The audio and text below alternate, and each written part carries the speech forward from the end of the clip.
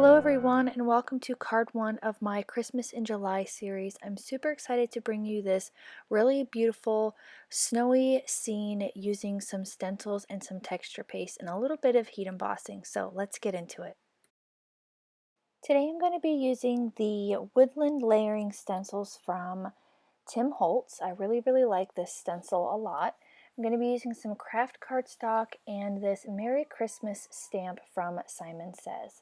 So the very first thing that I'm going to do is I'm going to take my Neenah cardstock here and I'm just going to do my heat embossing. I'm going to use some Simon Says Antique Gold embossing powder as well as my Versamark embossing ink. Now you can see I have two panels here.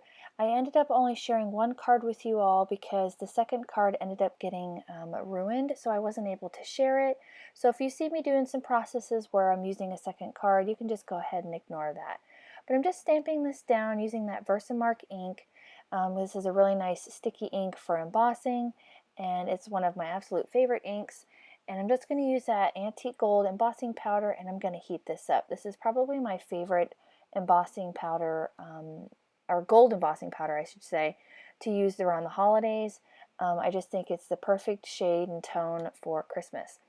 The next thing I'm going to do is I'm going to take this stencil and I am going to use some Oxide inks and I'm going to do some ink blending. Now the stencil is really great because you get 4 different stencils, two different size trees, and this helps you really layer on different things. So I'm starting out with my greens, and with oxides they layer over each other really nice and they blend well together. So what I did was here is I was kind of experimenting with this first tree. I put my greens down first and they were really bright, and I didn't want them to be that bright. I wanted kind of a muted green, and I don't have any other greens except for these two. I've got Mowed Lawn and Peeled Paint. So I took some black soot and I added that just around the edges, and that really helped kind of tone down those brighter greens, and it really made that nice evergreen color that I was going for. And so that kind of helped me get the process going. So what I did from here on is I decided to clean my stamp off, and I'm going to do the greens first, clean my stamp off, and then go in with the black soot because I didn't want to have any ink transfer with the black soot. I wasn't too worried about ink transfer with the greens because they're pretty close in shade that I didn't think it was going to, damage my ink pads very much. But I really didn't want to get any black soot in them. So I just start with the Peeled Paint, and then I go in with the Mowed Lawn, and then I go in after I clean my stamp off and do the black soot.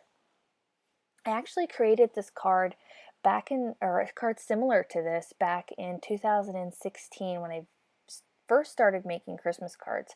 This was one of my very first kind of, I guess you could say, complex cards. Well, it was for me anyway. I was so used to just cutting up paper pieces and creating cards that I really felt like I wanted to recreate this style of card that I had started with back in 2016. Just looking at the picture from the very first one to where this one's at, it is such a progression, and I really enjoy seeing the difference between the two cards and how I've progressed in my card making. So again, I'm just going to go through with these stencils. I'm just using those same greens, and I'm going to do a trio of smaller trees here on the bottom, and then with the 2 larger trees on the side. I really like the way that this turned out. Now you could add, like snowdrifts on the bottom if you wanted to, if you didn't want to stencil the trunks or anything. But I just left it the way it was. I really like the way it turned out, and with these Oxide inks, because they are moisture activated, I have to do a little bit of I guess playing around with getting it so that the green ink doesn't bleed through to the texture paste, which we'll get to that here in a little bit. I had that issue when I first created this card back in 2016. I used grit paste instead of texture paste, and I still had some ink transfer. So I'm not sure if you get the same kind of transfer if you use like a dye ink. I know that the distress inks are reactive inks with water, so I'm wondering if dye inks will do the same thing. So if anybody tries this card and they use dye inks instead of these Oxide inks or pigment inks, let me know. So here's the little trick that I needed to do. I just took my Versamark ink and I lined up the stencils back over top of these trees, which was really easy. That's not really too complicated. And I just pounced on some of that Versamark ink because I'm going to go over top of that Versamark ink and I'm going to use some clear embossing powder. Now you could use clear matte embossing powder. I don't have a clear matte. I just have just a regular embossing powder. But I think it kind of adds to like the look of the trees being kind of glistening with snow. I don't know, maybe I'm just reading into it a little too much, but it didn't bother me. But if that's something that does bother you, you could easily use a matte clear embossing powder.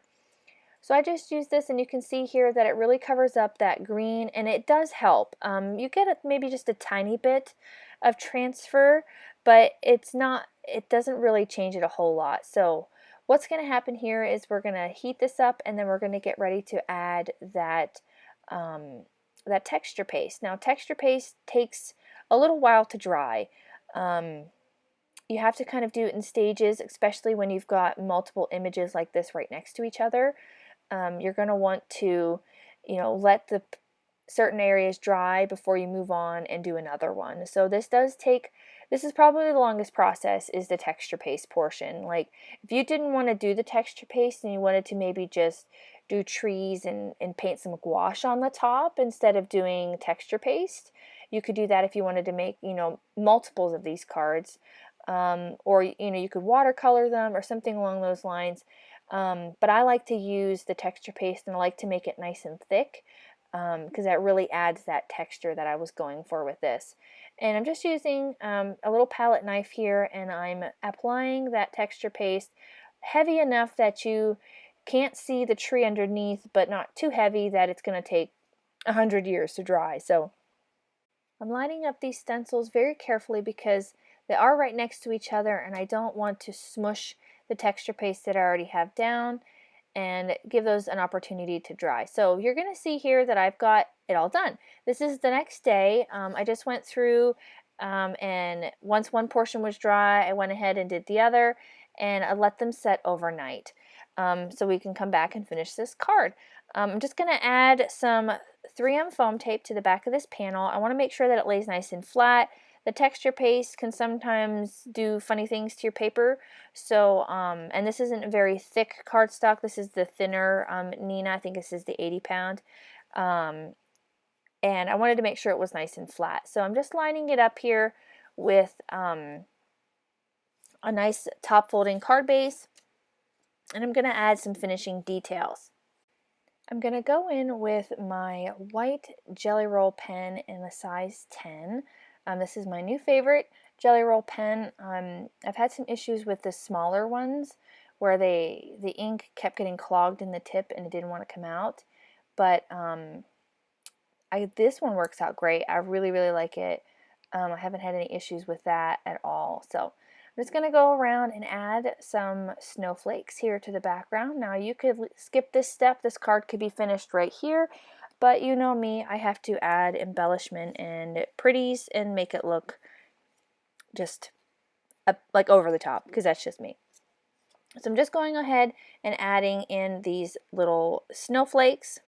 Once I'm happy with the amount of snowflakes I have on here, I'm going to go in with some dimensional snowflake embellishments. These are from Tailored Expressions. It's a nice variety pack. They come in small and large snowflakes.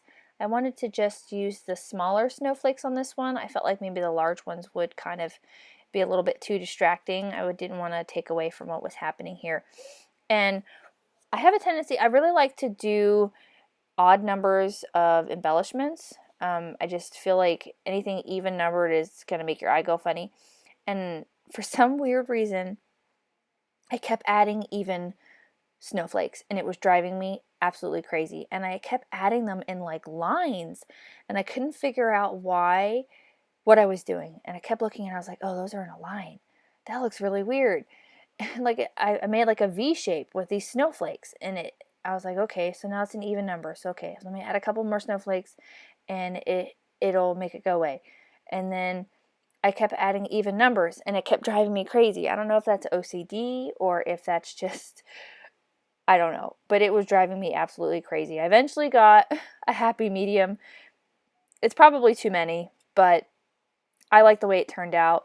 I hope you did too, and if you did, go ahead and hit that like button as well as to subscribe so you don't miss out on any more videos here at my YouTube channel, especially during my Christmas in July series. I will be uploading one Christmas card each week during the month of July to celebrate Christmas in July. We're halfway to Christmas. I can't wait to share with you guys some more, and I'll see you guys again real soon. Bye!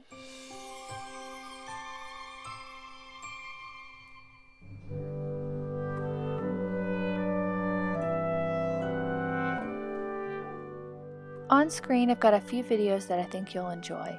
Consider hitting the subscribe button so you don't miss out on any more videos here at my YouTube channel.